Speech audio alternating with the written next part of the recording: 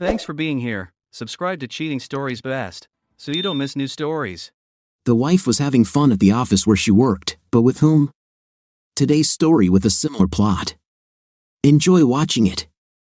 Betty Sutton looked nervously around the bar. Although she had done this many times before, she was always worried that she would meet someone familiar. The chances of this were slim since she chose the meeting place half an hour away from her area, but it didn't hurt to be careful. Only fools don't watch out, she thought, but that's why fools get caught. Betty didn't want to meet people she knew. The chances of them mentioning to her husband where they saw her were something she didn't want to risk. Her husband, Travis, was busy helping someone at work with a problem tonight, so this was the perfect opportunity for Betty. It wasn't that she needed many opportunities or that they were difficult to find. She usually scheduled her dates during daytime hours when Travis was at work. But the opportunity for a rare late-night encounter was too good to pass up. Betty loved Travis with all her heart and would never do anything to jeopardize their marriage. She intended to grow old with Travis and spend their golden years traveling and visiting their grandchildren once they arrived. Losing Travis simply wasn't in her plans. Betty and Travis had been married for 20 years. She knew everything about him. She was sure that she knew her husband better than he knew himself, but the fact was that they were stuck in a rut. Travis hadn't seen it yet, but it was there. Betty was smart enough to understand that every marriage goes through ups and downs. Betty knew that her best friend's marriage had broken down for this very reason. Her aunt and uncle divorced for the same reason after years of being together. Things get a little stagnant. As an above-average woman, Betty understood that modern marriage was very different from what our ancestors experienced. There was no longer a need to fight for survival or to work very hard to feed oneself. In the modern era, people are living much longer and are much more isolated from their peers than ever before. In the old days, people lived on plots of land and could be separated from their neighbors by relatively large distances. Even then, although they did not live very close to each other, everyone gathered together regularly at churches or other social events. In the modern era, people live much closer to each other, but in many cases, they do not even know the names of their neighbors, let alone communicate with them. There are people who live next to each other for years and never speak to each other. The modern era has also brought with it a degree of flexibility and morality. Betty loved Travis and didn't want their marriage to end, so she didn't see anything wrong with casual affairs. In her opinion, this only added urgency to her relationship with her husband. This did not threaten their marriage in any way. She even had clearly defined rules for what she did and how she did it. The first rule was that there were no repeat visits. She only met once. Thus, there was no danger of emotional attachments. It was only night. All her emotional feelings were intended only for her husband. The second rule was that any intimacy she had was never something she wouldn't do or hadn't already done with Travis. Travis gave her more than just a night. He made love to her. So, there was no chance that she would ever replace him or hold him back if she wanted to try something new intimacy. It had to be with someone she trusted who wouldn't hurt her. That meant it had to be Travis. The third rule was that nothing she ever did could take the place of spending time with Travis. Her marriage was the most important thing in her life. It was superior to everything else. So, if she was planning to do something or go out with someone and Travis suddenly came home, Travis won. She just didn't go. If she was meeting someone and Travis called, she would return home immediately, even if it was necessary to do so halfway. Travis came first. The final rule was that she never, ever did anything at home. There was no way that she could disrespect her husband by doing anything in his home. Betty wasn't going to do this forever either. This was only a temporary phenomenon. Travis tried hard to get a promotion that would increase their security and reduce his workload. With a reduced workload, they would have more time to devote to each other. Then, she would start doing things to bring the spark back into the bedroom. But to put the blame on Travis now, when he worked so hard for both of them, wouldn't be fair. So, being a modern woman in a modern marriage, Betty simply outsourced some of Travis's responsibilities. It's not that Travis is incapable, he was simply under enormous stress. He almost never had time to relax, but when they found time to unwind, it was wonderful. Betty thought back to just 4 months ago when they went to Hawaii. It was the best time of her life. She also noticed that many women were paying a lot of attention to her husband, but as usual, this big fool only noticed her. Betty used Craigslist to meet people. She never used her real name and never posted an ad herself. She only responded to advertisements posted by others. This left no records that anyone could ever find. Betty never responded to advertisements posted by men looking for casual, intimate, or quick hookups. She knew that such men were predators. She only responded to advertisements from men who were looking for long-term relationships, although she was not interested in them for more than a quick fling. It seemed mean to them, but they could always refuse. None of them ever refused. Betty also never searched for men on her home computer. She went to the library and used one of their free public computers. She created a different email address and never accessed that account at home or on her cell phone. She covered all her bases but was still nervous. You can't be too careful. Trav, what if she doesn't love me? Gary Lynch asked for the third time. Gary, you're a great guy, you just need to get out and meet someone, Travis replied. I'm sure she'll love you. After all, she agreed to meet you, and you sent her a photo of yourself.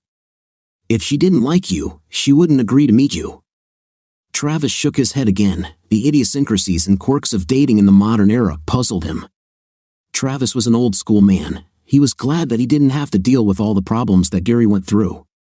He met his wife Betty in college, and they had been together ever since. They raised 2 children who were now also in college. Let modern kids deal with modern problems. Travis was still madly in love with Betty. Of course, she was no longer a young woman. Her figure had widened a little, and her breasts sagged a little, but these things only endeared her to him more. He remembered sitting on their bed while she stood in front of the mirror and discovered the first wrinkles around her eyes or the first gray hair among the black ones. Of course, they missed dinner at the restaurant they were going to, but it was a magical night. The next morning, Travis asked her about his car. Travis, are you thinking about buying another Mustang? Betty asked him in shock. The new ones really look almost exactly like the old classic ones we grew up with. Honey, my Terminator still beats most of those cars. It has a supercharger and is much more aerodynamic. It's the perfect car for me, Travis said, referring to his 2003 Mustang SVT Cobra with all the upgrades. This car makes almost 600 horsepower and weighs less than the new cars. Other than all the fancy electronics they're cramming in there now, it's simply a better car. Besides, I know every little scratch and blemish in its paint. I was there, so it's all like memories that we share. It's the perfect car for me. If it hadn't been destroyed, I would never have needed another car. Then why did you bring this up? Betty asked. I know everything about your car, dear. I know how much you love it and prefer it to newer cars, even though it's almost 10 years old. It may not be the ideal car for someone else, but it's ideal for you. As far as I know, no one else has ever driven it, so I don't think anyone else knows how good or bad it is. I can't even drive it because I can't drive a manual, but if it's perfect for you, that's all that matters. Travis smiled at Betty as she sat in front of the mirror, deciding whether to dye her hair. I bring this up because we're not really talking about my car, Betty, Travis said. We're talking about you. I love you like I love that car. You're perfect just the way you are. It doesn't matter that you're getting older or what others see in you. Okay, you may not be the perfect 20-year-old you were when we met, but I love you, and you're the only one I want. I know every scratch and blemish and every gray hair in your paint, too, and I'm glad and proud that you're mine. Betty started crying and rushed to him. When he said this, she undressed and went back to bed with him, and they started over. This time, their connection was more romantic and less rushed. Both were late for work. Travis still considered himself lucky to have Betty in his life to give him a good foundation.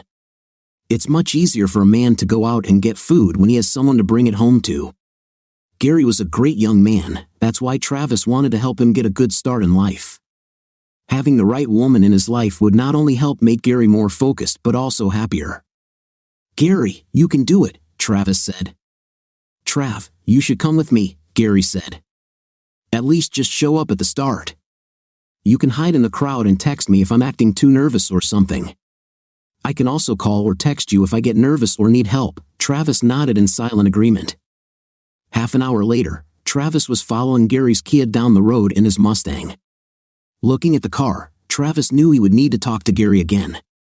Gary needed to get rid of this damn car as soon as possible. A man's car should say something about him, and a gray Kia said all the wrong things about Gary. The restaurant that Gary and the woman he was dating chose was quite nice. It didn't seem too expensive, but it was good. This said several things about the woman. First of all, she wasn't after Gary's money, and secondly, she had good taste. If only the place weren't so far from the city. Travis waited a few minutes after Gary came in so no one would think they were together. He got a seat in a secluded corner near the bar and ordered a beer. He watched as Gary looked around the room. At first, Travis couldn't see the woman because Gary was blocking his view. They were chatting, and he saw Gary take out his phone. Travis felt his iPhone vibrate and looked at the screen. He had a message from Gary. It said, "She's older than I expected and not as pretty, but she seems nice. Should I stay?" Travis sent his message back to Gary. Consider this practice. Have conversations and become more confident with new people. Leave your phone on and record the conversation. Tomorrow we can discuss what you said so you don't make the same mistakes when you find the one you really want. Plus, maybe you'll get lucky. Moments later, Gary sent another message to Travis. "Okay, I'll do it. Gotta go. I told her I was texting a friend at work to say I won't be back today. She wants to go somewhere more private." Travis slumped in his seat, noticing that Gary had stood up. He tried to get a good look at the woman and finally saw her face. His heart stopped when he realized that the woman at Gary's table was his wife. What was Betty doing here? Why was she dating Gary? Was this some kind of prank Betty and Gary were playing on him? By the time Travis gathered his thoughts, Betty and Gary had already left the restaurant. Travis stood up to run after them but was stopped by the waiter who brought him a beer. Travis paid for the beer and ran outside, but Gary and Betty had already left. Travis walked slowly to his car and tried to open the door. He pulled the door handle several times before remembering that he had to unlock it first. He took the keys out of his pocket, unlocked the car, and got inside. He started the car, and for the first time, he did not enjoy the deep roar of the engine and exhaust system. Travis usually didn't turn on the radio in the car and left the window down. He liked to listen to the sounds the car made more than any music, but today was different. Travis didn't even notice the sound of the engine. He sat in the parking lot for a long time before he realized it. There was only one thought in his mind, and that was the question why. Travis didn't have to be home for a few more hours, which gave him plenty of time to think. It was obvious that he had some important decisions to make in his life. No good deed goes unpunished, he thought. He began trying to help Gary bring some stability into his life and lost stability in his own. He wanted to help Gary find a good woman to love instead of some frivolous person. Instead, he discovered that the woman he had loved for half his life was not who he thought she was. Now it seemed that half of Travis's life had been wasted. He thought he was the one to give Gary the benefit of his experience, only to find that he needed the answers himself. Now he only had questions. How long had Betty been doing this? Why did she do this? Didn't she love him? He had no idea how to deal with it or what to do. He turned on the radio for background music and heard the news instead. On this day in 1975, the greatest tragedy on the Great Lakes occurred when Edmund. Travis changed the station. He didn't want to become even more depressed. He drove along the embankment and watched as the autumn winds created ripples and waves on the black water. A huge cargo ship passed him almost silently. He barely noticed it, lost in his thoughts, until the large ship sounded its horn. The big ship was trying to tell him something, but Travis couldn't figure out what it was. Betty Sutton pulled into her driveway, thinking about what a good time she had with the young man she had met. He wasn't an intimate dynamo, but he was ready and capable. If she had time to train him, he might one day become as good as her husband. He wasn't a brute and didn't seek only to satisfy himself. He seemed to genuinely care that she had fun. This was one of the reasons why she only chose men who were looking for a relationship. Suddenly, an alarm bell went off in Betty's head. Her usually empty driveway was not empty. Travis's bright red Mustang was parked right in front of the house. He wasn't supposed to be home for another hour. Betty felt herself begin to sweat as she inserted the key into the lock and entered the house. She looked around for Travis and couldn't find him. He was outside on the terrace, drinking Dos Equis and looking at the moon. She had already showered at the motel, so she came out and sat next to him. "Hello, darling," she said. "I wasn't expecting you so soon. I can prepare something if you want." "I'm not hungry," he said. He didn't ask her where she was, so Betty didn't talk about it either. However, there was something wrong with her husband. For the past 20 years, unless he was angry about something, he would always kiss her or touch her whenever they were close. It didn't matter if they saw each other all day or just for 5 minutes, he always kissed her or stroked her hand. He told her that he only did this to her. He also told her that it was because if something happened to one of them, he wouldn't want their lives to end with the regret of not kissing her goodbye before one of them died. He just sat there looking up at the sky, and Betty thought it was unusual. She moved closer to him, expecting him to hug her. Travis just sat there, looking up. She moved even closer and smiled at him. This movement brought them closer so that her right thigh touched his left. He didn't move away from her, which was good, but he didn't hug her or grab her or even do anything to acknowledge her presence. Then Betty knew for sure that something was wrong, but she didn't know what to do. Being a straightforward person, she simply asked, "Travis, is something wrong?" He didn't say a word, just looked up at the sky as if she wasn't talking. Betty was on the verge of panic. Did he know? How could he know? She was so careful. There was no way he could find out. She sat next to him for another 5 minutes and then came up with an idea. "I'm cold," she said. "Maybe you should grab a jacket or go inside." "No," he said, his voice monotone. There was no anger in him, but there was no usual liveliness either. "Travis, let's go to bed, honey," she said. "I'm not tired," he said. "Me too," she said, smiling at him and taking his hand. "I'll come in a while," he said. Betty was puzzled and worried. Her intimate life with Travis had not been as hot as she wanted, but he had never rejected her until that moment. Something was definitely wrong. On the other hand, she knew Travis better than anyone else on the planet. If he knew what she did, he would be furious. He would scream and demand to know who the guy was. He was angry about something, but she was pretty sure he didn't know what she had done. She stood up and headed towards their house. "I'll wait for you, darling," she said. "Don't make me wait long." As soon as she entered the house, Betty took another shower. This time, she spent a really long time in the shower. She washed her hair and made sure that no part of her body was left untouched by the soap, inside and out. She then blow-dried her short hair and lay in their bed without clothes to wait for Travis. She recalled their life together. The last time he felt this sad was because of stress. He was considering quitting the job he was working at. This was a big decision because instead of staying where he had been for some time, he was considering moving to another company.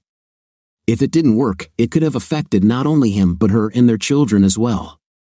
Travis was always very careful when it came to the well-being of his family. He always put her and their children first.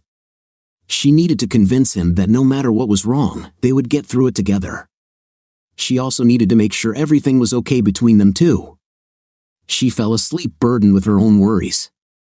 When she woke up the next day, she was still alone in her bed. She looked out the window, and Travis must have disappeared. She dialed his number on her mobile phone and waited. She heard the call. While she was waiting for the connection, music began to sound below it. It was Van Halen's Ain't Talking About Love. It was one of Travis's favorite songs and also his ringtone. As she walked down the stairs, she saw his phone on the stereo in the living room. Travis must have been really out of his mind. He never left that damn iPhone anywhere. If they went on vacation, he took the phone with him. She dialed his office. Travis' assistant Melissa answered the phone. Betty never loved Melissa, they were complete opposites. Whereas Betty was a middle-aged woman and beginning to decline, Melissa was only 24. She started working for Travis right after college and seemed to be getting more beautiful every day. Betty had short dark hair, while Melissa had long, rich brown hair with blonde streaks. Betty was curvy, while Melissa was slim and fit. The thing Betty hated most about the girl was that she was as completely devoted to Travis as Betty was. Melissa even turned down an opportunity to get a promotion last year to stay with Travis. This made Betty's ears stand on end, not that she had any reason to worry. Betty became friends with several people working at Travis's company. If something was going on, she would know about it. She heard that Melissa was flirting with Travis all the time, but Travis didn't seem to notice or do anything about it. Betty thought about asking Travis to find another assistant but decided it was better not to. First of all, Travis never showed any intention of cheating on her with Melissa or anyone else. Secondly, if Melissa left, then her replacement could also go after Travis and be more successful at it. Finally, there was also the fact that if Melissa was interested in Travis, she would have made sure that no other woman around them got close to him. Thus, Melissa, without even knowing it, became Betty's watchdog. Betty also maintained a polite, if cold, relationship with Melissa. "Melissa, when Travis gets here, tell him to call me," Betty said. "Sorry, Mrs. Sutton," Melissa said. "Travis is already here. He's early for a big meeting. He'll probably be busy all day. From the looks of it, the meeting will keep them here late into the evening and even continue for most of tomorrow. You'll probably have a better chance of talking to him when he gets home tonight than I have, but I'll tell him you called." That's fine, Betty thought. It's clear that something really big is going on at Travis's job. This is something that worries him very much. It must not be. He could easily find another job, and maybe if he did, he wouldn't have to work so hard. This news calmed Betty down a bit, but she was still annoyed with Melissa. As soon as the girl finished saying what she wanted to say, she hung up. She didn't give Betty a chance to respond to what she said or even say goodbye. There was another very subtle, biting jab that the girl made. She called Betty Miss Sutton. Calling her M. Sutton implied that she and Betty were casual acquaintances or just people who knew each other through work but were not close. This is despite the fact that Melissa had been to their house several times for parties or celebrations that had nothing to do with work. Betty often told Melissa to call her Betty. The girl's refusal to do so was offensive because it sent the message that Melissa simply did not want to be friendly with Betty. On the other hand, she called Travis by his first name, and even the way she said Travis was so familiar it was almost as if the girl's mouth was enjoying the sound of it. Betty might have to reconsider her decision to keep Melissa as an assistant for her husband. The look on Melissa's face when she hung up was ominous. If looks could kill, Melissa would be convicted and found guilty of Betty's murder within moments. As she headed towards the door that separated Travis's office from her own, someone walked into her office. It was Barney Clark, the account manager. He often came into the office under the pretext of discussing one issue or another with Travis. Barney took one look at Melissa in her short skirt and swallowed loudly. She whipped her head around to look at him, and his eyes grew even larger as her mane of hair fell over her shoulders. "Is there anything I can help you with, Mr. Clark?" she asked, fearing the answer. "No, I just came by to ask Travis a few questions about the new product line," he said. Melissa knew it was nonsense. Travis only handled corporate accounts. He probably had no idea about any of the company's specific products. It simply wasn't his job. "I'll tell him you came by," she said, beaming with a smile. "He's in a meeting with Gary right now." "Okay, thanks," Clark said. He watched as Melissa turned to check on Travis. He got what he wanted. She turned around, and he got to enjoy the sight of her but bouncing up and down like two cats fighting under her skirt. Normally, Melissa would have waited until he left, but she needed to find out what was going on with Travis. Before she got to the door, it opened, and Travis and Gary walked out. She noticed that as soon as the door began to open, Barney Clark ran out of the office like a cockroach when someone turns on the light. "Thanks for your help, Travis," Gary smiled. "It's great to have a mentor like you." Melissa noticed that Gary was smiling happily, and Travis looked even worse than when he walked in. Gary was a small, homely man in whom Melissa simply had no interest. He wasn't creepy or weird, but she found him boring. Today was different, however. Gary was grinning from ear to ear like a schoolboy learning about something for the first time. He even walked up to her and looked her in the eye. "When I walked into Travis's office, something turned this gray mouse into a tiger," Gary said, looking straight into her eyes and smiling as he walked past Travis. Melissa prepared to follow Travis back to his inner office but was surprised when Gary blocked her path. "Melissa, are you busy tonight?" Gary asked, looking straight into her cleavage. "Gary," Melissa replied sharply, "my eyes are up here, and I'm busy every evening." She then walked around him and followed Travis into his office. Or tried to, because she found his door locked. Melissa knocked on Travis's door. When he didn't answer or open it, she used her emergency key and opened it herself. She entered the office quietly and was unprepared for what she found. Travis had come very early in the morning, which in itself was unusual. Then he told her that if Betty called, to tell her that he would be busy in meetings all day. This meant that he and his wife had probably had a fight. If Travis and Betty were fighting, there was no doubt whose side Melissa would be on. But seeing Travis, who was usually tough as a rock, with his head down on the table, angered Melissa even more than Betty's call. "I'm going to kill her," Melissa thought. She walked around the table and began to gently massage Travis's back and shoulders. She did this for a long time, enjoying the unusual closeness and intimacy. To most observers, this would not seem like anything inappropriate, but the sensations it gave Melissa, who had long been in love with her boss, caused a storm inside her. "Thanks, Mel," Travis said. He touched her hand gently, and this caused a new wave of tingling to run through her body. "Trav, what did she do this time?" Melissa asked. "That's not what I want to talk about," Travis said. "Melissa," she replied sharply, "whatever upset you so much is my business. We're a team.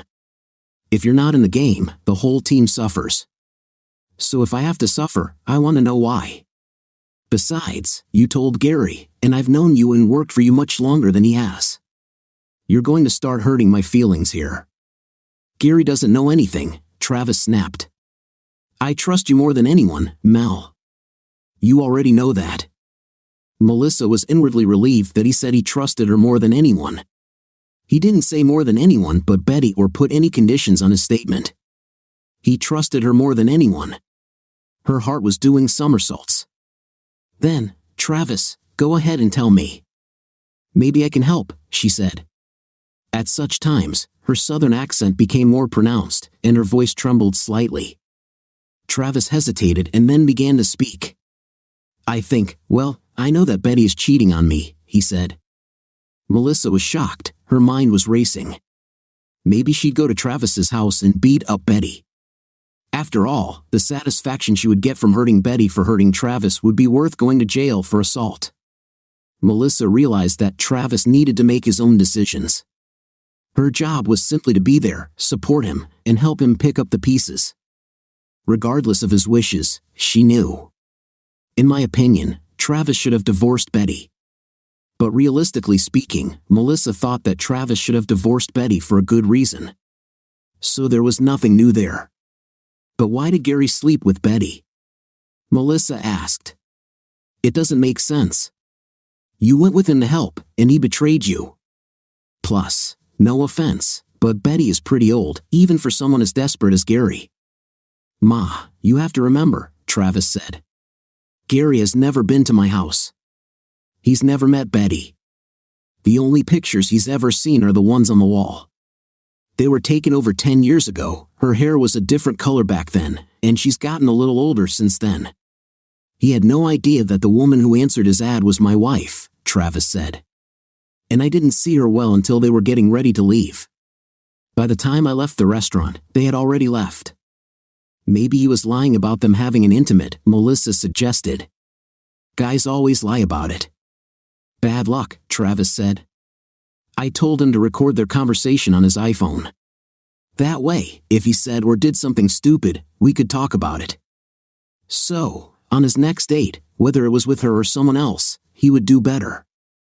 Gary was so nervous that he forgot to turn off his phone. He wrote everything down, and it wasn't his fault. Gary was such a gentleman that it was perfect. She suggested he go to a motel. She was the one who took all the first steps. Don't worry about it, Melissa, she said sharply. We'll fire Gary and divorce her cheating fifth place. Will Melissa suddenly stop? She allowed her anger to make her more aggressive than she should have been. Sorry, Travis, she said. I'm just so angry that she could do this to you. We'll handle this the way you want. Mal, I've been thinking about this for a long time, Travis said. None of this is Gary's fault. He had no idea Betty was married to me, and if you listen to the tape, she was in the driver's seat. So what do you want to do?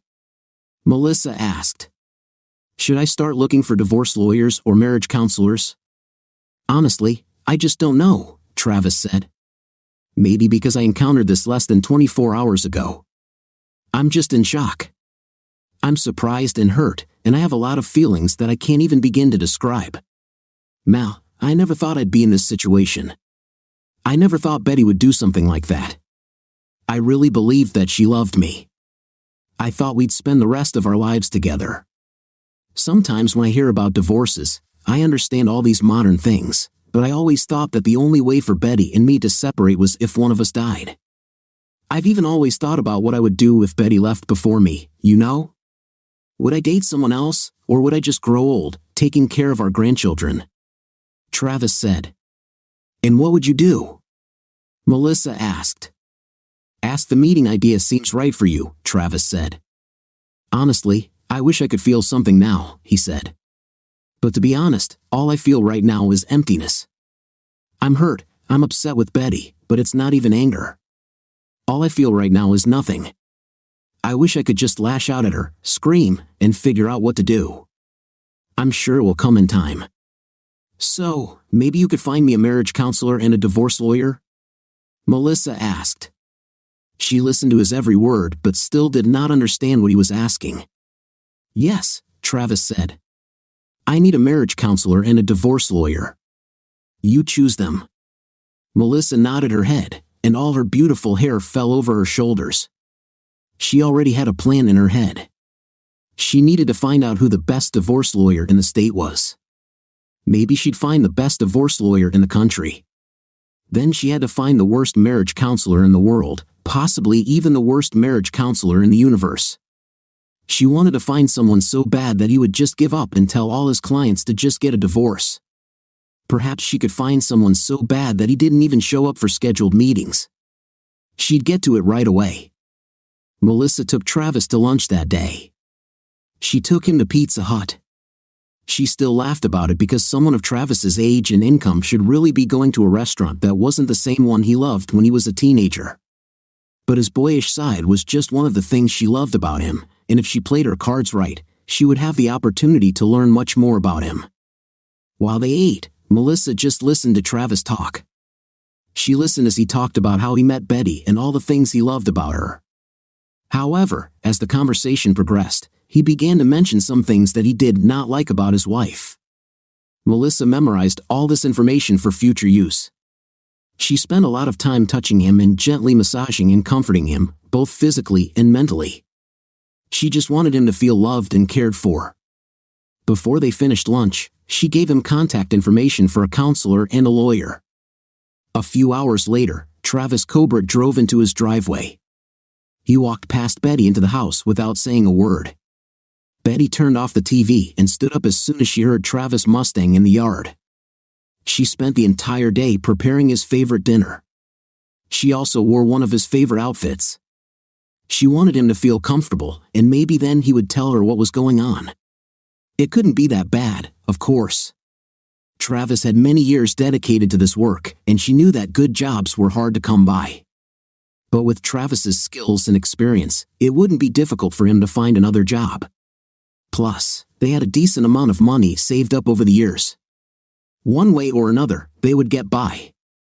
Betty turned and smiled as the door opened. Travis didn't even look at her.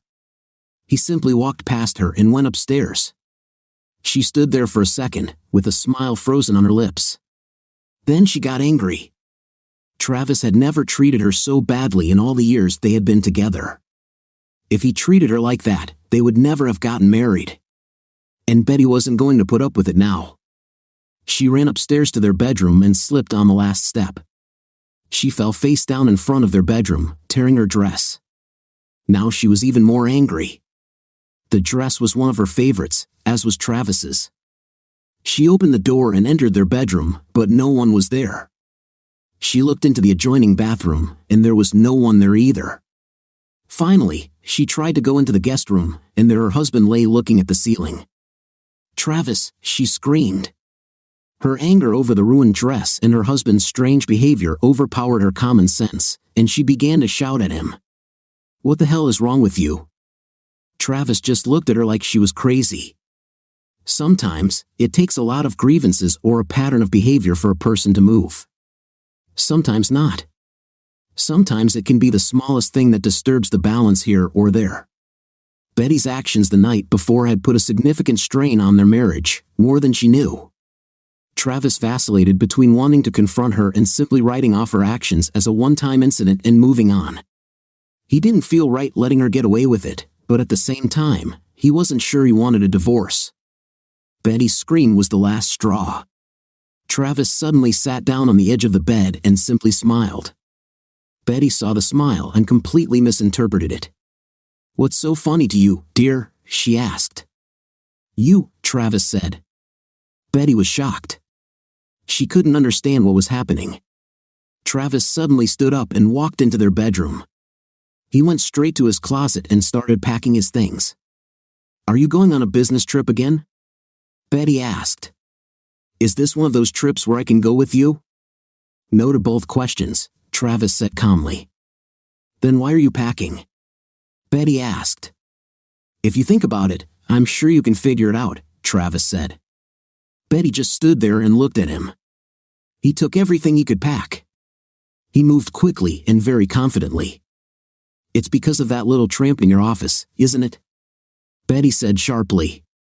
"You slept with her, and now you want to move in with her." Travis simply turned and looked at Betty as if she had grown a second head. "This has nothing to do with Melissa," Travis said. "I didn't sleep with her, and never have. But who knows what might happen in the future." "I knew it was because of her," Betty said sharply. "I want you to fire tomorrow. She's always picking on you."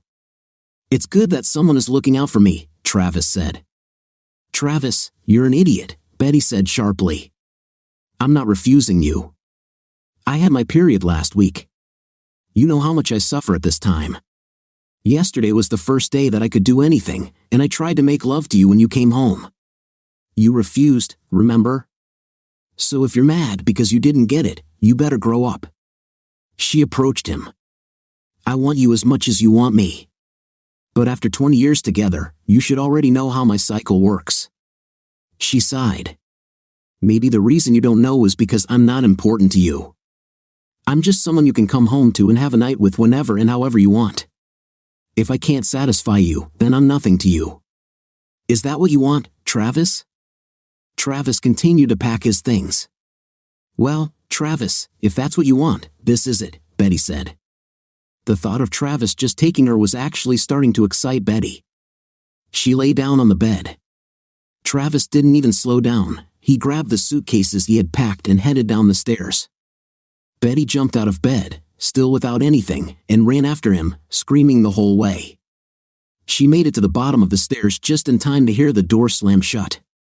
She opened the door and stepped out onto the porch of her house, her bare breasts swinging freely. She was just in time to see the mailman walk up onto her porch. He stared at her. Betty realized the situation and decided that since he had already seen everything, she would run after Travis. She grabbed the handle of his car door and missed, just as he drove away. Betty slowly walked back into the house, wondering what the hell happened to Travis. A flash of something white caught her eye, and she looked down at the floor. It was a business card that must have fallen out of Travis's pocket. When she looked at the card, she realized that she had been putting too much pressure on Travis. He was probably suffering from some kind of stress. The card was from a marriage and emotional therapy counselor. Her poor baby was so sick he had to see a therapist, and she just started yelling at him. All the pressure he faced at work and the stress they had at home played a role. He just wanted to be alone for a while. When he got home, he just went upstairs and laid down on the bed. And she went crazy. She needed to find him and convince him to come home. She called his cell phone and then remembered that it was still lying on the table. She had no way to contact him until he calmed down, so she decided to just stay home and sit by the phone. When he calmed down, he would call her. They had been married for 20 years, and neither of them could even imagine how to live without each other. She decided to give him a day or two to calm down before going crazy. She called the counselor and tried to find out what was wrong with Travis. Once she convinced the counselor that she was Travis's wife, he still couldn't give her any information about Travis or what he would be receiving treatment for. But the counselor told her that if Travis gave his permission, she could be involved. 2 days later, Betty called Travis's office. She didn't want to talk to Travis unless he was ready. She really wanted to talk to that useless young woman who worked for Travis. "Hello, Melissa," Betty began. She only heard a beep. They must have been turned off. It probably wasn't a blackout. Even after all the time she worked for Travis, this stupid girl probably still couldn't work the phone system properly. Betty called again. "Melissa, the beep sounded again." Melissa had just hung up. Not once, but twice. Wait until Travis finds out what she did. He'll fire this stupid girl immediately. Betty grabbed her coat and purse and drove to Travis's office. She took the elevator to his floor and entered his office. Melissa barely raised her head when Betty entered. "Why did you hang up?" Betty asked sharply. "Get your things. You're fired." "You can't fire me, Mrs. Sutton." "You don't work here," Melissa said. "No, but Travis can, and as soon as I leave his office, he will," Betty said. "Do you have a recording?" Melissa asked. "I don't need a damn tape to see my own husband, you stupid," Betty snapped. Melissa pressed a button on her intercom and simply smiled. "There's no point in trying to smile and be nice now," Betty blurted out. Melissa continued to smile. Betty walked past her and went to Travis's door. She turned the knob and found it locked. "Do you have a key to this damn door?" Betty asked. Melissa smiled and nodded her head. "So why are you sitting there like an idiot? Open the damn door, you moron." Just as Betty began her tirade, 2 large security guards entered the office. Madam, there's no reason for such language," said the first guard. "Hi, Melvin," Melissa said. He nodded to her and smiled. "She wants to see Travis, but she doesn't have an appointment. Plus, he left me instructions not to take calls from her. Besides, he's not even in the building right now, he's with his lawyer. Could you escort her out of here?" "We both heard her insult you," said the second guard. "Do you want to sue her? We could hold her until the police come." "I like this idea," Melissa smiled. "They probably won't do anything serious other than take her to the station, but it will be documented how she's been behaving." The 2 men escorted Betty out of the room.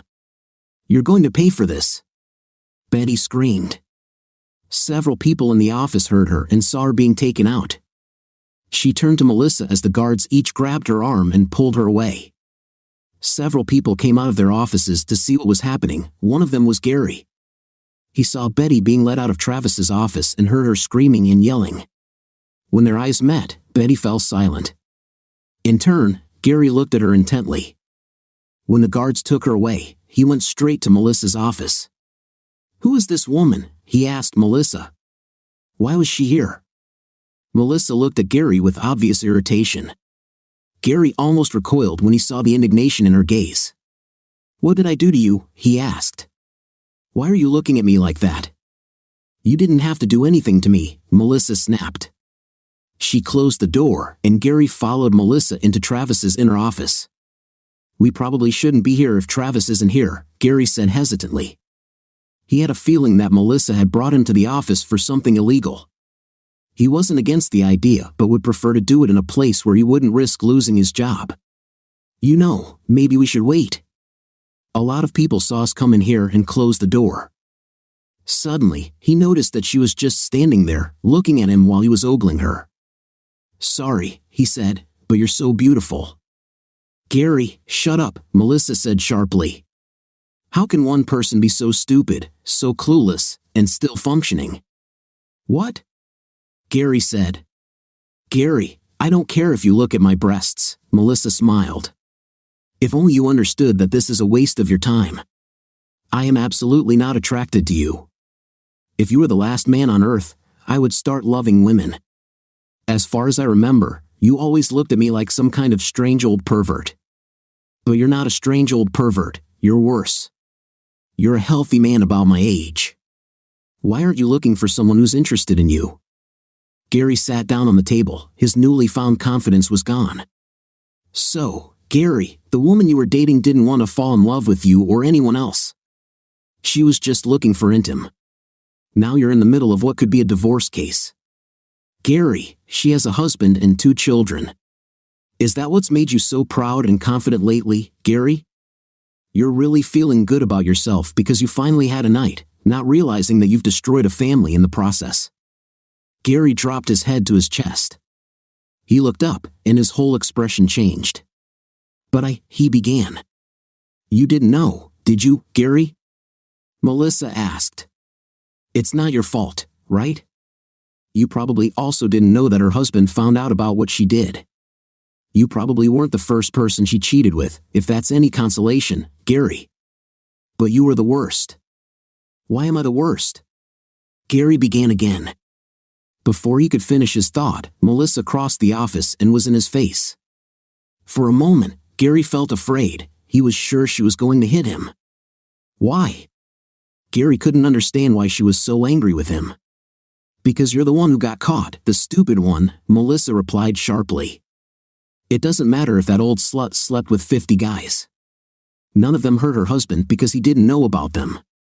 You, Gary, are the one who, as usual, ruined everything and destroyed the family. Melissa, I'm sorry, Gary said. His voice sounded like he was on the verge of tears. Melissa just looked at him with anger. I didn't do it on purpose. I'm just like everyone else. I'm lonely, and I'm tired of being alone. I was just looking for someone, too. Gary's voice cracked, and tears appeared in the corners of his eyes. We were together for 20 years, Melissa. Damn you, I wanted it to end, but it didn't. I didn't want him to suffer like that. Damn, I'd give anything to get them back together again. I don't mind waiting for him. He's worth it. Melissa was now muttering to herself and began to cry. What does this have to do with you, Melissa? Gary asked. Is this woman related to you? No, fool, said Melissa. Do you even know her name? Of course, said Gary. Her name is Ginger. Ginger Grant, Gary said. Gary, you're an idiot, Melissa snapped. Ginger Grant is the redhead from Gilligan's Island. That woman is Betty Sutton. Gary sank further onto the table. The pose he adopted made it appear as if he had no spine or any bone structure. He began to sob. I didn't know. I didn't know, he repeated over and over. The phone on Melissa's desk rang, breaking the moment. Melissa ran to her desk and picked up the phone. She talked for a few moments, and Gary couldn't understand her conversation. She then returned to the office and looked at Gary. Gary, get out of here, she said. It was Travis. He's on his way here. I told him to stop by the house and get his phone, which he left there, but it shouldn't take him more than 15 minutes. Go and get to work. But I have to tell him how sorry I am, Gary said. And I'm sorry for all the times I looked at you. I'll never do that again, just because you're so beautiful. Gary, you don't look at me because I'm pretty, Melissa said. If that were the case, you'd be looking at my face. It's not your fault, and you're not the only one here who does this. There are 3 types of you perverts. Type 1 looks at my chest, Type 2 looks at my 5th place, and Type 3 looks at my legs. Maybe I was just taking it out on you for all of them. I guess that's just how most men are. But you're really beautiful, Gary said. Very beautiful. Gary, what color are my eyes? Melissa asked, closing her eyes as she asked. Blue? Gary asked. Gary, my eyes are brown, just like my hair. Did you even notice that I have eyes? Travis doesn't blame you for what happened. He's still in shock, he's suffering a lot, but he doesn't know what he's going to do, and the creature, as far as I know, doesn't even know that he knows. Did you give her your phone number? Gary nodded. Well, when the police are done with her, which won't take long, she'll call you. If you really want to do something good for Travis, don't let her know that Travis knows. In fact, don't let her know that you know Travis. It's a very large company with a lot of employees. There's a very good chance you both could work here without knowing each other, Melissa said. Gary nodded and returned to his own office. Betty Sutton was furious. She was angrier than she had ever been in her life. As soon as she pulled into her street, she noticed Travis's Mustang pulling out of their driveway and heading in the opposite direction. She tried to call him from the police station but remembered that he did not have a phone. The police did not bring any charges against her, but they recorded a complaint and warned her to stay away from Melissa. Now that Betty had calmed down, she realized that she had handled the situation poorly. The best way to deal with this would be to wait a few days until Travis came out of his funk. Then she would do what she should have done in the first place. She would put Travis to bed, and after they made love, she would ask him to find another assistant. It was time for Melissa to learn her place. Betty and Travis had been together for 20 years. They had children and a wonderful life. Travis was kind of depressed right now, but every marriage goes through its ups and downs. This was the norm in modern marriage. The most important thing was that she loved Travis and he loved her. Case closed. Betty entered the house. She was so angry last night that she forgot to put the food away. All the time she spent preparing this dinner and all the money she spent on meat and other ingredients was wasted. She went upstairs and took a shower. Coming out of the shower, she lay down without clothes on her bed. She was so tired, she needed sleep. All the drama she had experienced that morning had left her exhausted. When Travis walked into his office, he felt a little better. It was like after a shot. At first, it hurts like hell. The pain is so intense that it blocks all other sensations and stimuli. But after a few hours, it just becomes a deep, sharp pain. Betty's betrayal still hurt like hell, but it was a deep, sharp pain. He still felt it very strongly, but it no longer blocked out everything else that was happening. He saw Melissa sitting at her desk, answering the phone. She hung up and wrote something down on her notepad.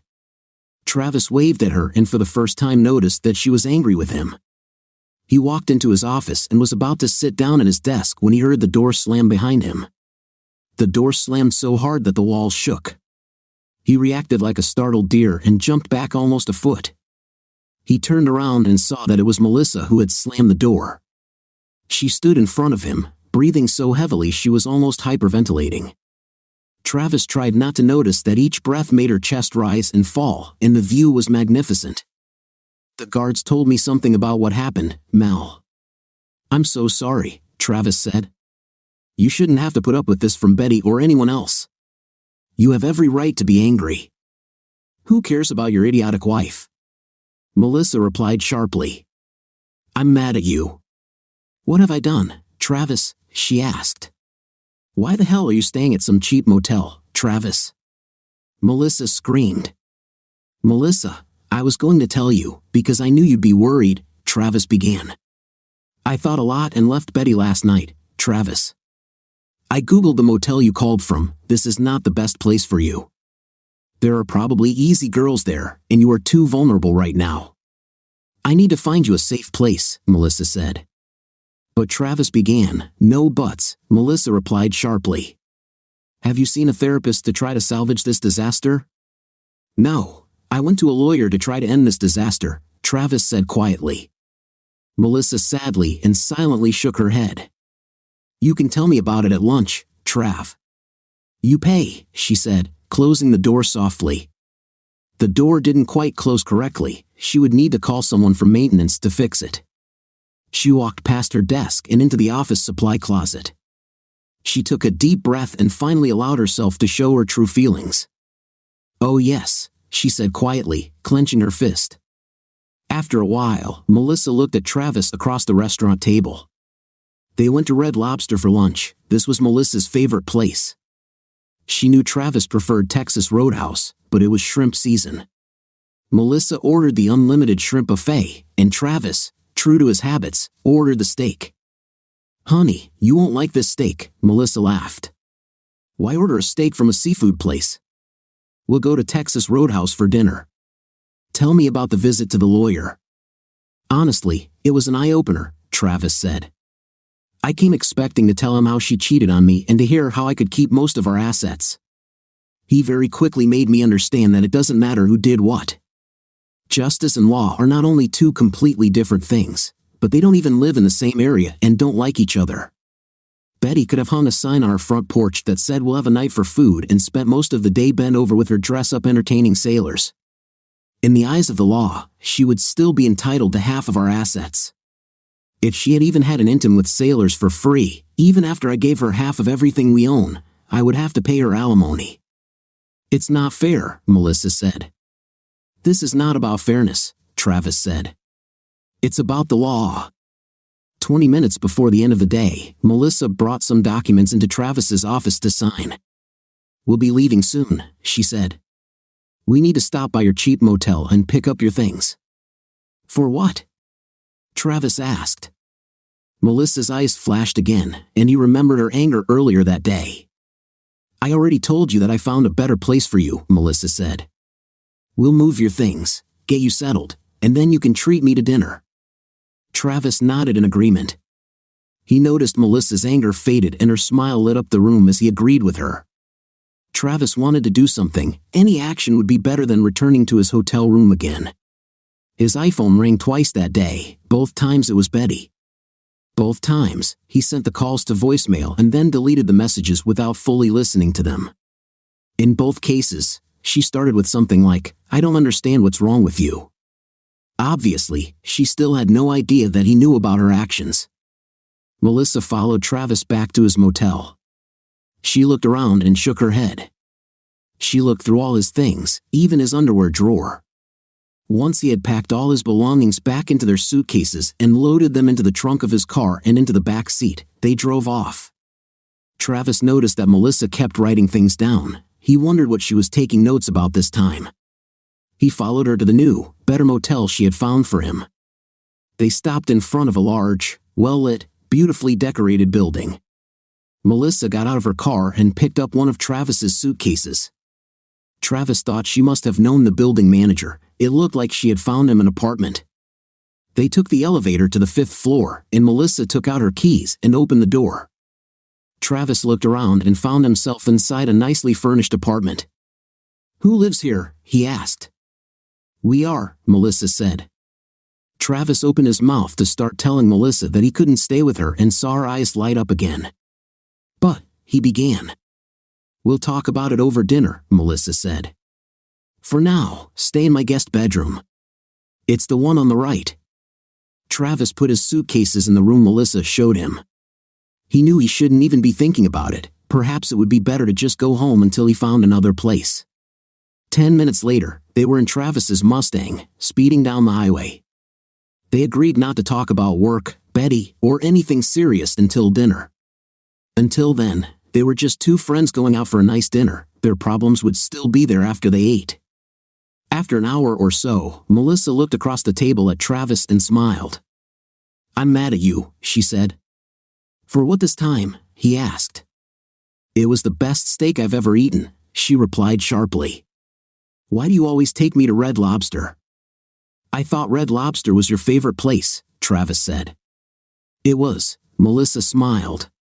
Okay, honey, we can start having a serious conversation. Melissa, I appreciate the offer, but I can't stay with you, Travis said. And you should probably know that I had a chance this afternoon to think things over, and I have no intention of divorcing Betty. Melissa looked offended.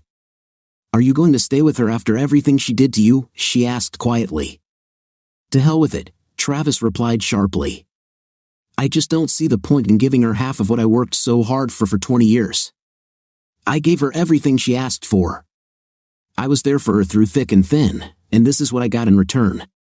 Think about all the chances that I had to cheat on her, but I never did. So if the law is not on my side, then I'll just leave her, let her stay with the house. But good luck paying for it. Plus, I'll probably say I'll never get married again, so I don't need a divorce, Travis said. Travis, what does this have to do with staying with me? Melissa asked. Melissa, you're a wonderful young woman. You don't need some angry, resentful middle-aged guy getting in the way of your lifestyle. Besides, what will people think of you living with a man? He asked.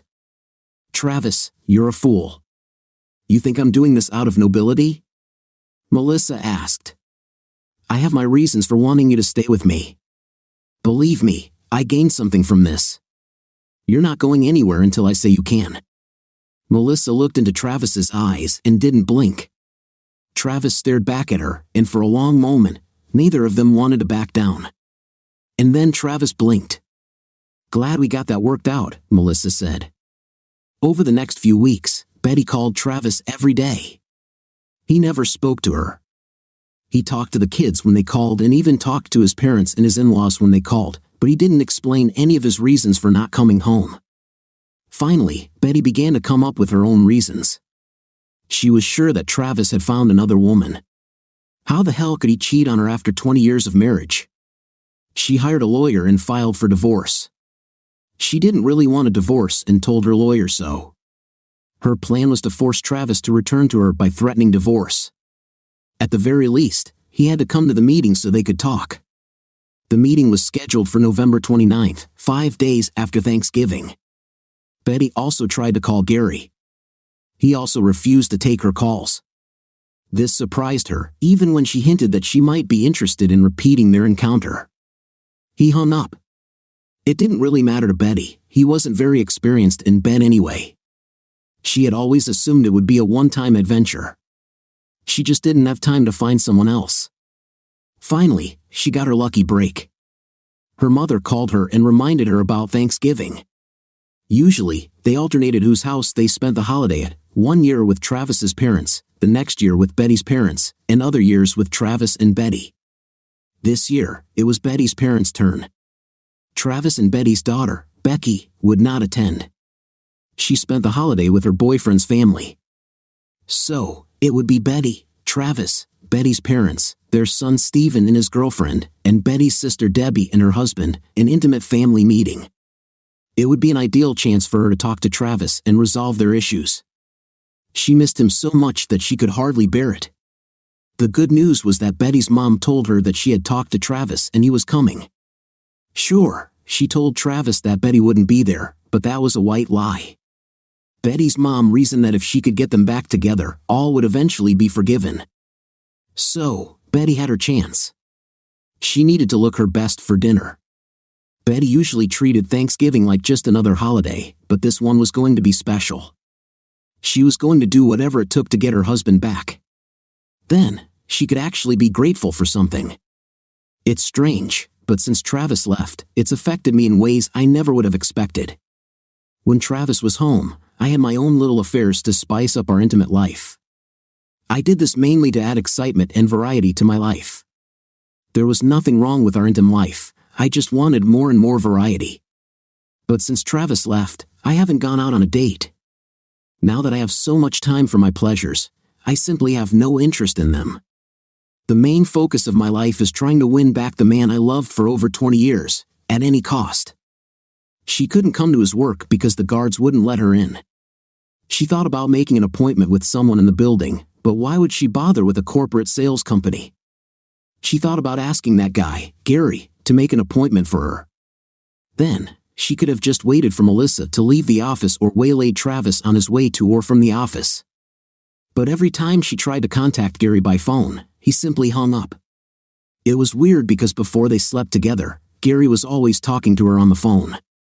Once they did, he wanted nothing to do with her. She had dated a few of these guys in college, but she was sure that men must have evolved beyond that by then. The problem was that she expected every man to treat her like Travis. She wondered why he allowed his problems, whatever they were, to tear them apart.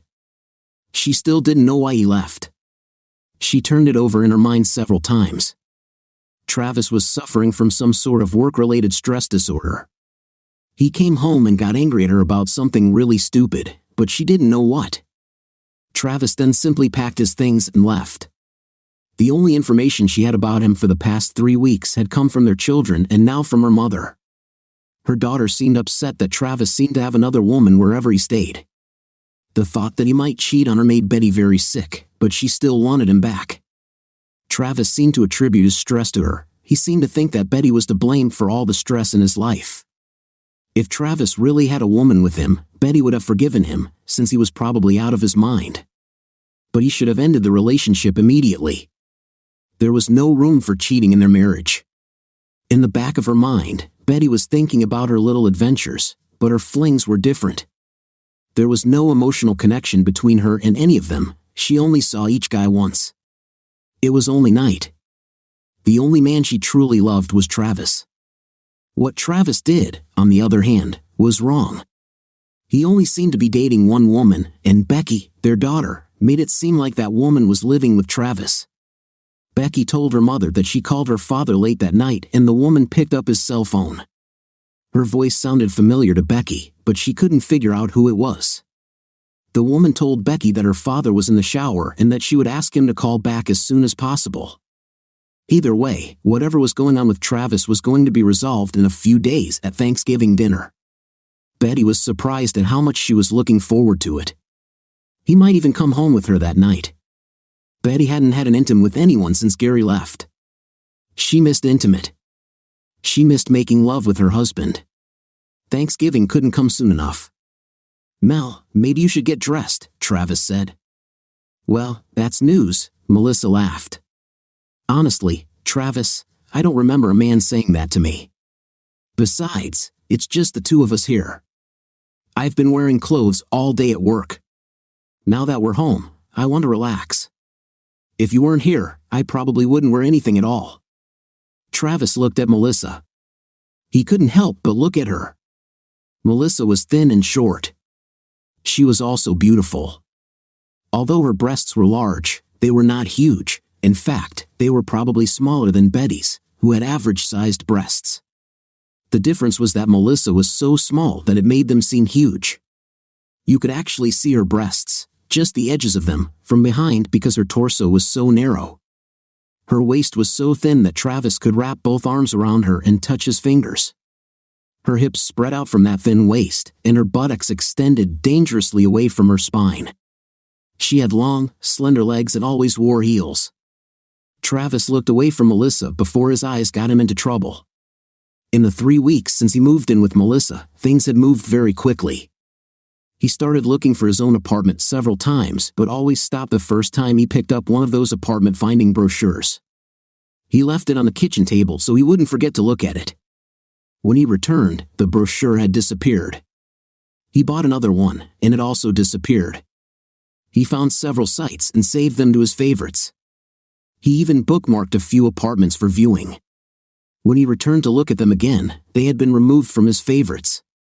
He began to suspect that Melissa had something to do with it. Before he could confront her about this, he was contacted by the lawyer who represented Betty. The lawyer tried to convince him to accept counseling or face divorce from Betty. His lawyer spoke with Betty and her lawyer and was convinced that it was a ploy to get him to meet with Betty. Travis's lawyer explained to him that if he allowed Betty to file for divorce, he could gain some benefits. Their first meeting was scheduled for a few days after Thanksgiving. Meanwhile, Travis and Melissa were together almost 24/7. They ate together, worked together, and relaxed together. The only thing they didn't do at that time was sleep together. They went out to restaurants or to shows several times a week, but most evenings, they just sat and talked on their balcony or watched TV together. "Mel, we need to talk," Travis said. "And what you're wearing prevents me from saying what I need to say." Melissa jumped up and put on her robe. "Okay, Travis, sir, is that better, sir?" she asked, giving him a mocking salute. Even the robe couldn't hide Melissa's body, but it was a start. She sat down across from him on the couch, and her robe fell open to reveal a huge stretch of tanned legs, making Travis's pants feel tighter in the crotch. "Melissa, you've done so much for me that I'll probably never be able to thank you enough," Travis began. "But I'm starting to feel like I'm taking advantage of you. It's like I'm forcing you to put your life on hold. You're 24 years old, you should be dating and experiencing life. Don't sit in your apartment with me, dealing with my issues with my dad." For a moment, Melissa's eyes flashed with furious anger. But then she smiled at him, and her legs opened a little wider. "Travis, if you think you're taking advantage of me, then you might as well pay half the rent. If you weren't here, I'd still have to pay for it myself. Plus, the fact is, You've spent the last 3 weeks on dinners for me more than I spend on groceries. Your presence makes me feel protected and not so lonely. Despite what you think, you are not stopping my life. In fact, I feel like my life has just begun. I know my age. When you were the same age, you already had a child, didn't you? Travis nodded. So that means maybe it's time for me to get serious about life, and that's what I did, Travis. I'm dating someone. It's someone you see all the time, you just don't know that we're meeting. And my life is filled beyond words, you just haven't seen it yet. I don't see myself stuck here with you at all. I enjoy our time together more than anything. And Travis, daddy issues happen to girls who either never knew their fathers or didn't have the relationship they wanted. My dad was a wonderful man, he loved me, and I loved him. He died of cancer in his sophomore year of college. My relationship with you has nothing to do with him or any fixation on your father. Is there anything else you want to complain about? Travis swallowed and then nodded. Well, spit it out, she purred. We are wasting time that we could spend watching TV. What will you do for Thanksgiving? Travis asked. I usually either go spend it with my sister and her family or go out with friends, Melissa said. I was hoping we could just spend Thanksgiving cooking and relaxing together. I really enjoy doing that. Christmas or maybe next year, if we're not married, Travis said, then realizing what he had just said, he tried to correct himself. I mean, unless either of us is married to someone else. It's not like we're married to each other. Melissa simply smiled. She decided to let him go in peace this time, to see what he wanted to do. Okay, Travis, what do you mean? She asked. Travis explained the whole dinner situation to Betty's parents and who he thought would be there. In her heart of hearts, Melissa was sure that even though Travis had been told Betty wouldn't be there, she would be okay. I'll go, she smiled, but remember 2 things. First, I'm only doing this for you. And second, you owe me. Travis nodded and smiled. Are we done with the serious talk of the day? Melissa asked. Travis nodded vigorously. He had never won an argument with Betty in his life, and he could see that he would probably never win with Melissa. He considered it a victory that she allowed him to gain a few points in this conversation. Did he actually win anything? Then I can relax again, she said. Melissa took off her robe and placed her long legs on Travis' lap. Then she took the remote control and turned on the TV. I'm guessing we will watch your show, Top Gear, first, right? She asked. She mentioned Travis' favorite TV show. She was really happy with how things turned out. Perhaps now he would stop trying to move out of her apartment, at least until they were ready to move to a bigger place together. He also used the word "we" a few times, which was a big win. Travis, honey, would you like a beer? She asked. When he nodded, she lifted her legs from his lap and walked into the kitchen. She brought Travis a cold Dos Equis amber beer and a Pepsi for herself. Then she settled down on the couch next to him. This time she sat even closer to him. She rested her hips and buttocks on him, as if she were almost sitting on his lap, and wrapped one of his arms around her shoulders. As they watched the show's 3 senior English hosts go through their crazy antics testing out all the incredible cars they reviewed on the show, Melissa whispered in Travis' ear and nailed him. Travis, about Thanksgiving dinner next year, what if we were married to each other? Betty took one last look at her outfit before heading to her mother. She chose her outfit with a hint of whimsy but also with very serious intentions. Her dress was deep red with a wide white belt. The belt emphasized her waist and gave her figure a much-needed accent. It really didn't matter what she wore, Travis loved her anyway. But she wanted to wear something that would show him what he hadn't used in the past few weeks. As a finishing touch, she placed a Santa hat on her head at a nicely angle. She even took out some early mistletoe to hang above his head and entice him into a kiss. With any luck, she'd bring her husband home with her tonight, and hopefully forever. Then they could call off the divorce and have a serious conversation about what's wrong with Travis. She could also find out if she did something to trigger it. Her sister suggested that perhaps it was one of those moments that men go through when they reach a certain age. Some of them dyed their hair, some of them bought a sports car, and others decided to climb a mountain or run a marathon. She hoped that was all it was. Either way, she should have spent more time trying to make Travis happy and make their marriage work. Perhaps she should have spent less time planning her fleet-leading dates and more time diversifying her nightlife with Travis. She hadn't been with anyone since Gary, and she was so eager that she would probably have a night with Travis in her parents' bedroom if they left her unattended. As excited as she was, it had to be Travis. She missed him dearly, more than she could express in words. She was sure that he didn't really want a divorce either. He did not withdraw money from the accounts or file for divorce. His leaving hurt her a lot, but in the grand scheme of things, they would still be together forever, so it didn't hurt them. In fact, it might even strengthen their relationship. If Travis missed her half as much as she missed him, they would probably never be apart again. She could think of only one condition under which she could forgive him. He should either fire that Melissa or make her apologize to Betty. Betty was sure Melissa would rather quit than apologize to her, so it would be the same thing. This little was too interested in Travis for Betty's liking. This went on for too long. It was time to stop this.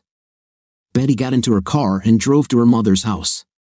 When she got to the door, her brother-in-law Kevin opened it. Betty still couldn't figure out why the hell her sister married Kevin. He was plump and awkward.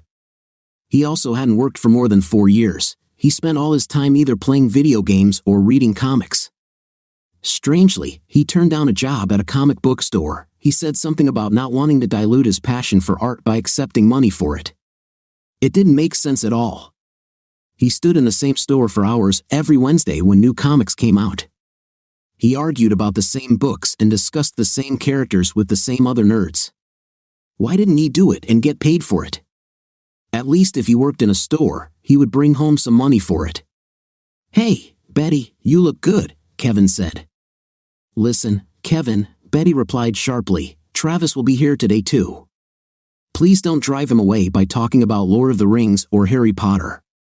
Can we have at least one holiday like normal people? You can talk about football or something that normal guys like instead of Sauron and the world or all this nonsense." Kevin almost slammed the door in Betty's face. She rushed in and walked past him. He said under his breath, "No wonder Travis left you." Debbie came into the room and hugged Betty. "I thought you weren't coming," Debbie said. "Mom told everyone you weren't coming to force Travis to come." Betty smiled. "Damn, at least you could have told me," Debbie complained. "Why would you tell everyone?" Betty asked. "Sooner or later, you would have told someone who knew Travis. They would have told him, and Travis would have come." "But I look like a cow," Debbie said. "Travis is so cute. If I knew he was coming, I could have dressed up like you." "Debbie, Travis is my husband. I dressed up because we're having problems, and I need him back.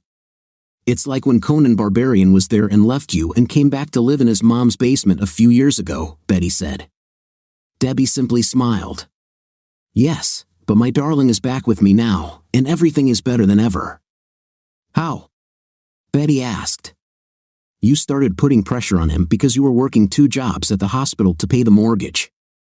He was sitting at home on his fat 5th place, eating bonbons and reading comics. He didn't even clean the house. Plus, you paid for all of his damn comic books. You wanted him to get a job to take some of the pressure off of you. Remember, you needed extra income because you were thinking about the baby." "But, Betty, that was before I understood how things really worked," Debbie said. "Oh God, I need to hear this," Betty said. "Is it working now?" "Well, no," said Debbie, "but I had to look at our relationship in real terms. Kevin doesn't hit me. He doesn't go out and cheat on me with other women. The fact that he's home all the time means I don't have to worry about anyone breaking into our house. And I don't need a baby because I already have Kevin, and he's a big kid at heart." "Tell her, honey," Kevin said from some corner of the house. "You two are perfect for each other." Betty chuckled. Betty went into her mother's kitchen. Her mother turned and smiled as Betty entered the room. "Hi, Betty," she said. "I'm glad you're here. I need you for—" "Sorry, Mom, better ask Debbie to do it. I can't afford to get this dress dirty. I need to look good when Travis comes." Her mom just looked at Betty and bit her lip. Betty returned to the living room just in time to see her son arrive. To say she was shocked was an understatement. Her son had changed in the last 10 weeks that he had been at school. He had gained several kilograms, well, more than a few, actually. He was starting to look a little like Kevin, except he had tattoos. Her clean-shaven, conservative son now had a shaved head, a full beard, and tattoos on every inch of exposed skin on his arms. For a big guy, his hands were disproportionately small. It looked like a beach ball with tubes for arms. He even had a tattoo on his neck. Why the hell would anyone get a neck tattoo? Betty needed to replace her wine with something stronger. When Travis comes, she's sure he'll go nuts thinking about all the money they spend sending their son to college, so he starts looking like he should be in the circus. Good luck finding a job looking like that, she thought. And now the girl he brought with him. She looked sickly thin, without breasts or in fifth place. She was dressed entirely in black. Her dress was so long that it dragged on the ground. At least she only had one tattoo. Unfortunately, it was an inverted pentagram right in the center of her forehead. The girl looked as if she had never seen the sun. When she first came in, she was wearing a veil made of black lace, which she took off as she entered. Betty decided that, no matter how strange her son looked, he was lucky to have a girl. Perhaps she shouldn't judge a book by its cover. This girl could become the future mother of her grandchildren. Betty walked over and introduced herself. The girl smiled at Betty, and then things went from bad to worse. When the girl smiled, Betty noticed she had fangs. Honey, asked Betty, what's going on with your teeth? Betty thought they were Halloween-type vampire fangs. My dentist did it for me, the girl said in the deepest voice Betty had ever heard. Betty wasn't even sure if the girl was actually human. I will keep them until I grow real fangs, the girl continued. Betty didn't know whether to laugh or cry. She would be very happy when Travis arrived. Hey, Dad, Betty said across the room to her father, who was watching the football game. Her father raised his glass, and Betty wondered what he was drinking. Whatever it was, she needed some of it. Where's Travis? Asked her father. We're taking a little break, Dad, Betty said. What did you do with him? Asked her father. At that moment, Debbie, who was talking to Betty's son Steve and his girlfriend Anastasia, screamed, You did what? She screamed. Debbie walked away from the couple and returned to the kitchen. Betty walked up to her son and his girlfriend. She was glad to be away from her father. She couldn't believe that her own father thought it was her fault that Travis abandoned her. Stephen, what did you tell your aunt? Asked Betty. Oh, Mom, I just told her how we both had our useless reproductive organs modified, Steve said. Betty splashed wine on her son's face and Anastasia's dress. She had trouble breathing and began to choke. The wine went down the wrong pipe. When she regained her breath, she repeated her sister's question just as loudly. What did you do? She screamed. It's not a big deal, Steve said. It was just a short snip. I had a vasectomy, and Anna had her tubes tied. It didn't matter anyway because she couldn't have children. I could have an intim with her every day. Vampires can't have children, you know. Betty heard her father's laughter coming from across the room. She just stood there and wondered what the hell had happened to her son. Is this reversible? She asked. Steve just shrugged. Betty walked across the room and sat down next to her father. What are you drinking, Dad? She asked. Jack Daniels, he said, tipping his glass in her direction. So now my only hope for great-grandchildren depends on your daughter, he said. They listened as Kevin argued with Anastasia about who had more supernatural powers, Anastasia because she was a vampire or Kevin, who now claimed to be a level 3 warlock of the Dark Tower. Anastasia told him that she had more time to develop her abilities since she turned 500 years old. Betty and her father looked at each other, and he took a long sip of alcohol from his glass. You'd think that in 500 years, she'd grow at least some breasts, her father said. I'm just saying. At that moment, the doorbell rang. It's Great Thanksgiving, Kevin said, standing up to answer the door. We have the warlock, the vampire, the tattooed guy, Betty, the... Kevin stopped talking mid-sentence. Travis who? What? Betty snapped. She settled herself on the armrest of her father's chair, trying to look as nicely as possible. He, brought his, Kevin said. Your own what, idiot? Betty asked. His own goddess, Kevin said dreamily. Travis walked into the room, followed by Melissa, who held his hand tightly. At this point, everything seemed to slow down. Betty saw that Travis had brought Melissa with him and nearly fell off the arm of her chair in surprise. Her father, who hardly ever left his chair, caught Melissa's eye, stood up, and walked to the door. Steve saw her and started trying to hide the tattoos on his arms. Debbie came down the stairs to see Travis and froze in her tracks when she saw Melissa. Anastasia bared her fangs at Melissa and hissed. Finally, Betty's mother came out of the kitchen to see why the house had suddenly become so quiet. "Hi, Travis," Betty's mom said. "It's time for you to come in here, and who is?" "Hey, Mom, this is Melissa," Travis said, as if that explained everything. Melissa stepped forward and gave Betty's mom the bottle of wine she and Travis had taken and took the box from Travis. "It's a holiday angel cake," Melissa said. "Did you make this with your food?" Kevin asked with delight. "Can I help you in the kitchen?" Melissa asked. Betty's mom smiled widely. "Of course you can," she said, taking Melissa's hand and leading her to the kitchen. "Why the hell did you bring her?" Debbie hissed. "Your mom said I could bring someone," Travis said, and shrugged. "She's somebody." "Come on over here, Travis, let's watch football," Betty's father said. God, she's so hot. 20 minutes later the living room was silent except for the sound of the television. Travis and his soon-to-be ex-father-in-law were having a great time watching Michigan State lose to Iowa. Across the room, Stephen, Kevin, Betty, Debbie, and Anastasia were all looking into the kitchen at Melissa. "She's beautiful," said Stephen. "She's unreal," Kevin said, which earned him a kick in the shin from his wife. "She's a," Debbie said. "I hate her to the core," Betty said. "I would sleep with her," Anastasia said.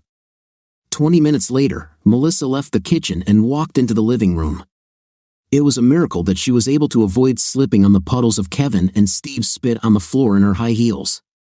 She settled herself on the arm of Travis's chair, just as Betty had done on the arm of her father's chair an hour ago. She leaned over Travis, and her head rested on his shoulder. Betty started to cross the room towards her, but Debbie stopped her. "I know you're angry, sister," Debbie said, "but don't ruin Mom and Dad's Thanksgiving. Wait until after dinner, then I'll distract her by asking about her clothes or something, and you can talk to Travis." After a while, they all gathered at the dinner table. The table was beautifully set with all kinds of delicious dishes. The golden turkey glittered in the center of the table, there was a ham on the side, a large pot of mashed potatoes, and a gravy boat stood right in front of Kevin. Betty's father stood up to say a prayer of thanksgiving but was interrupted. "Hey, Anastasia, you can't eat this food, remember? You have to be a damn vampire," Kevin said. "Kevin, honey, shut up," Debbie said across the table. Anastasia looked irritated, and then it began. Betty noticed Melissa and Travis holding hands. She couldn't stand it anymore. She grabbed the gravy boat and threw it at Melissa, who somehow dodged all that brown liquid. Quickly, she grabbed a biscuit and threw it across the table as hard as she could. The biscuit hit Betty right between the eyes, and the butter on top smeared Betty's makeup, and she screamed. She grabbed a handful of mashed potatoes and threw them at Melissa, who dodged behind Travis. Betty realized she had thrown mashed potatoes on her husband and screamed again. Anastasia took a moment to throw a handful of green beans at Kevin. The beans in the pot they were cooked in were still very hot when they hit Kevin in the face. The big, clumsy man was furious. He got up from the table, quickly walked around it, and began to kick Anastasia. Stephen stood up and tried to pull his uncle away from his girlfriend, and the two men ended up wrestling on the floor, accidentally rolling over the supposed vampire who was underneath them. By this time, Betty and Melissa also stood up and began to walk around the table towards each other. Debbie again tried to hold back her sister, who started all this.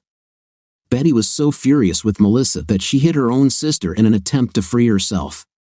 Melissa had decided by then that she was tired of being the object of Betty's attention. She grabbed the bowl of cranberry sauce and threw the whole thing at Betty. The bowl did not reach the target and fell to the floor, far from its target, but the sauce covered Betty, ruining her outfit, hair, and face. Betty also slipped on the slippery mess and fell on her butt. There was chaos throughout the room. Only Travis and Betty's parents did not participate. Betty's father walked over to the china cabinet, opened the first drawer, and took something out from the very back corner. His hand appeared with a gun, which he shot once at the ceiling to get everyone's attention. "Damn it, stop it now!" Betty's father shouted. "Look what you've done," he started, pointing at Melissa. "Betty, you threw the sauce at her and started all this," Debbie said. "I was only reacting to what she did," Betty replied sharply. "She held my husband's hand right in front of our eyes." "You mean ex-husband," Melissa said.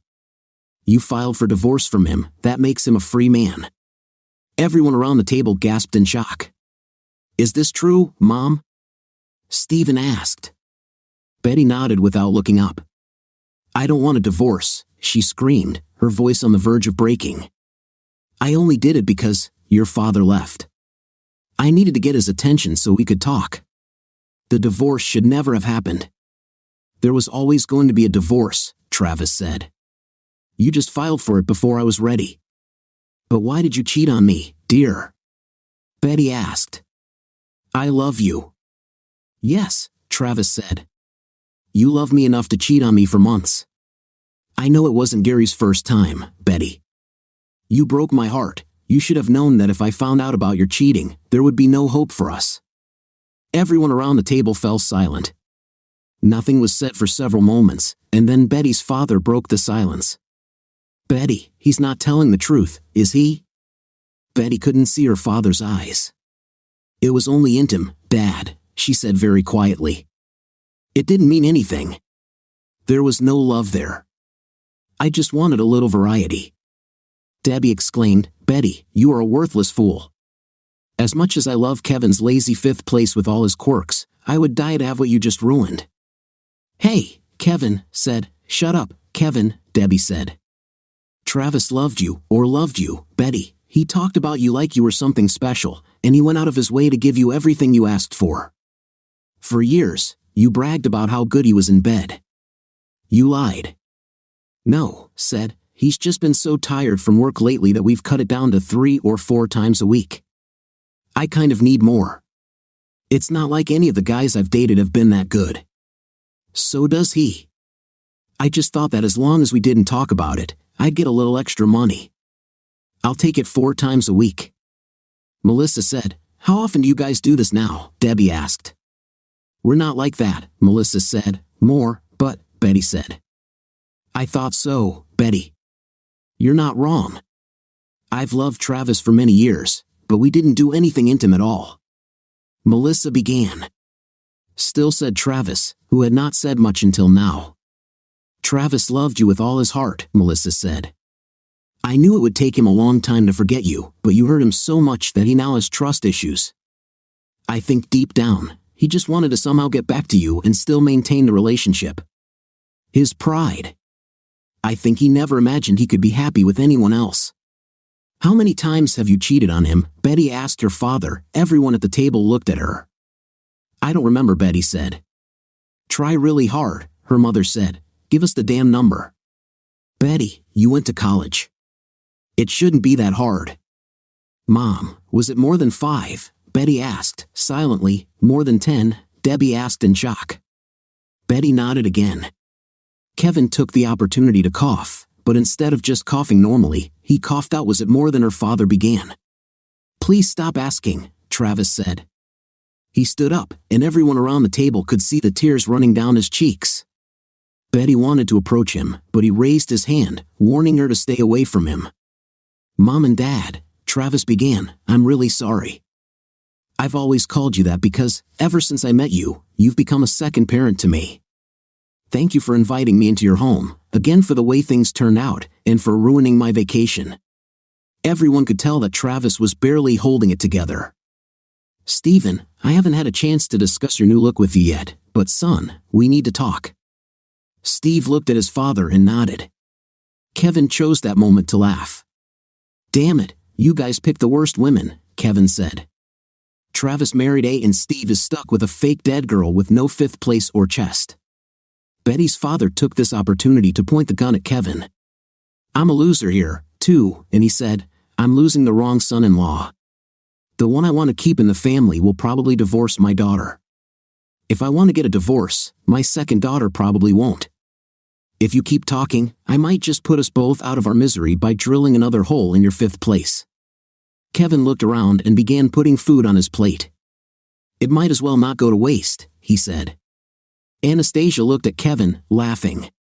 Travis turned to Melissa and extended his hand. "It's time for us to go home, Mel," he said. Over the next week, Betty called Travis repeatedly, but to no avail. Travis never answered the call and finally blocked her calls. They met at her lawyer's office to discuss the division of property, and Betty tried in every possible way to delay the process. She insisted on undergoing counseling. I missed meetings. She made absurd demands. She wanted a 90-10 split of all their assets in her favor. She wanted 98% of Travis's income in child support. She knew that no court would satisfy her demands, but the refusal to deviate from them further delayed the divorce process. Travis and Melissa were happy. Travis saw his goal in freeing himself from Betty. He continued to work in this direction and knew that he would eventually achieve it. Betty could only drag out the divorce. She couldn't prevent it. Melissa, on the other hand, was delighted. All she ever wanted was Travis, and now she had him. Her only concern was making him happy. One morning, just after New Year's, the police arrived at their office. They needed Travis to come with them. They didn't say why. Melissa insisted on going with them. They took Travis to the morgue. There, in a separate office, he was told that Betty had been killed. She was strangled in a cheap motel on New Year's Eve. It was suspected that she met her killer on the internet. There have been a series of murders of women who met men on Craigslist. A few days later, the family gathered to say goodbye to Betty. Despite how their marriage and relationship ended, Travis couldn't help but cry. Melissa was always there to help him hold it together as the family gathered to watch the cremation. No one spoke until Anastasia broke the silence. "What a waste," she said. Yes, Kevin agreed. She would still be alive if she could have kept her legs together. "No," Anastasia said sharply. "I mean, if you had called me sooner, I could have saved her. I could have turned her so she would have been a vampire like me, but she would still have been with us." Everyone present, including the crematorium employee, looked at Anastasia as if she were crazy. "Hey, Anna," Kevin snapped, "it's daytime and the sun is shining outside. I thought you vampires couldn't stand the sun." "I'm not fully a vampire yet," Anastasia snapped. In the months following Betty's death, many changes occurred in her family. Travis quickly realized that there was no point in grieving for Betty endlessly. He moved on with his life, returned to his home, and moved in with Melissa. They married less than 6 months after that. The following Thanksgiving, they all got together again, this time for dinner at Travis and Melissa's home. Betty and Debbie's parents had to travel far. They sold their house, bought a motorhome, and traveled around the country enjoying life. Debbie arrived alone and looked fine. Melissa gave her makeup and style tips, and the two women became friends. Debbie divorced Kevin shortly after Betty's death when she caught him cheating. Stephen was there with his new girlfriend, a very beautiful and very conservative black girl. He wore a long-sleeved shirt and a turtleneck. He had laser removal of his tattoos. Kevin came too. Kevin and his nephew looked at each other angrily all evening. Travis had to have a serious talk with them at the beginning of the evening to make sure there would be no fights between them. Kevin and his nephew now hated each other. There had been a lot of fights between them over the past year. Most of the arguments centered around Kevin marrying Anastasia, who still thought she was a vampire. What do you think of our story today? In my opinion, sleeping with your boss and then telling your husband how much you love him is a complete nonsense. I only feel sorry for the husband. What's your opinion? Write in the comments. See you in the comments.